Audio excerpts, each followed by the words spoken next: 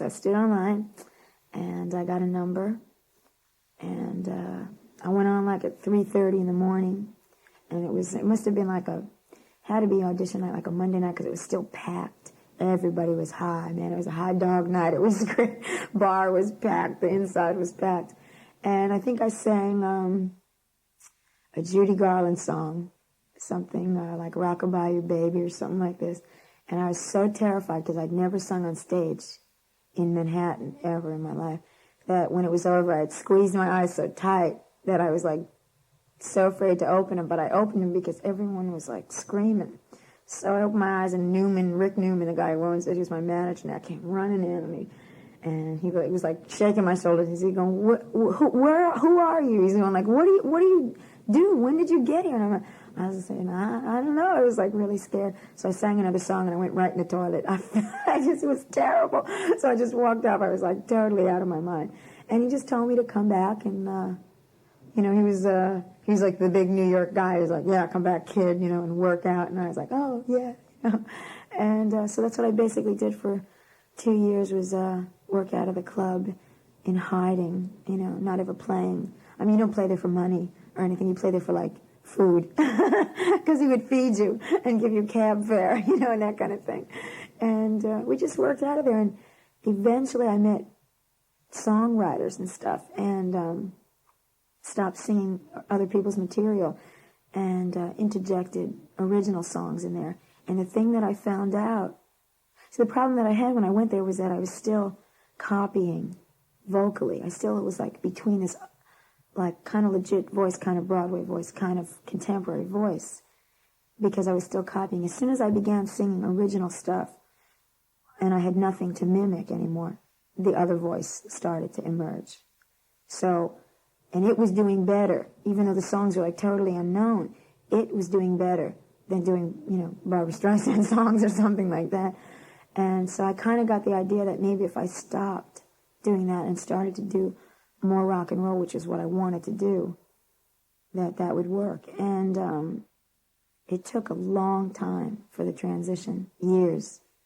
And the only thing that probably egged me on the most was that all the agents and the record companies would always look at me and say, yeah, but, you're too cutesy looking and stuff, and you should be doing Broadway, and girl rock and rollers don't make it in this business. Look what happened to poor Grace Slick, and Janis Joplin's dead, and give it up, which really, that was it. That pushed me right over the edge. I got real angry, and I was hungry, and I was mad, and New York's got, a real good way of really pissing you off when you need it, but it's good. It's like a good thing. And you get real defensive and real aggressive. And that's probably how what happens up there now began. It was from that, from the frustration of being pushed around because you were female and, told don't wear so many, don't wear jeans, put a dress on, that kind of thing. It was just so ignorant that I just kind of lost my mind and just, went. I always had the attitude that it never made any difference whether you were male or female. You could rock either way. Because it's really funny. People say to me now, there were never very many rock and roll, girl singers. And I go, what are you talking about? I mean, maybe it's because I'm a female and I just, just took it for granted. There always were a lot to me. I mean, even if they didn't sing rock and roll, there was Diana Ross, there was, Ronstadt was softer. But, I mean, she was still a front singer and she still did rock and roll and Joplin and, Hart and all that kind of stuff. It was just very weird to me when they said those things. So he understood what I meant. He just didn't want me to, kill myself over it. But he was right there behind me, always saying, if this is what you really think you can do, then go for it, He just hid me. He wouldn't let me out. So while I was floundering, trying to find a way for my own good, he hid me. He wouldn't let me play anywhere or anything like that. What happened is after Rick finally decided I could go out, after I'd gotten it semi-together, I had to put a band together, and I had some kind of a repertoire happening. I think You Better Run was in there even then.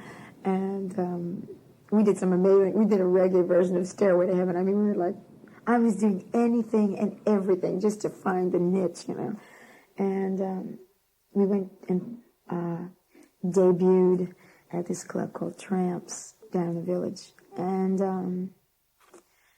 I don't know, the next day this review came out, and I was so nauseous from being hysterical about what they were going to say, because it was my first time, you know.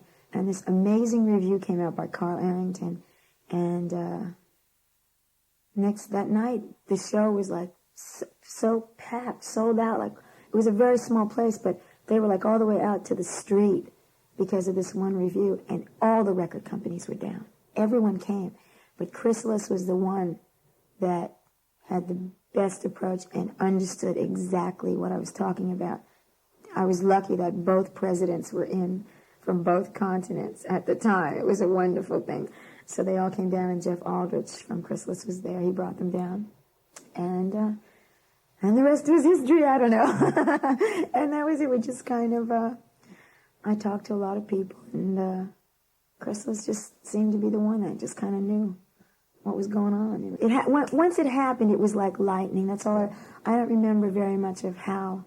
All I know is that one night there was nothing. The next night Chrysalis came, and the next day Arista and CBS were offering huge amounts so that I wouldn't sign with Chrysalis. And it was like totally ridiculous. It was just an amazing thing. And that's how it's been like ever since.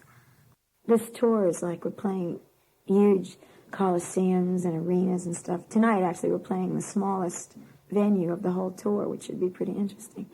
And but we've been playing to like 15 and 20,000.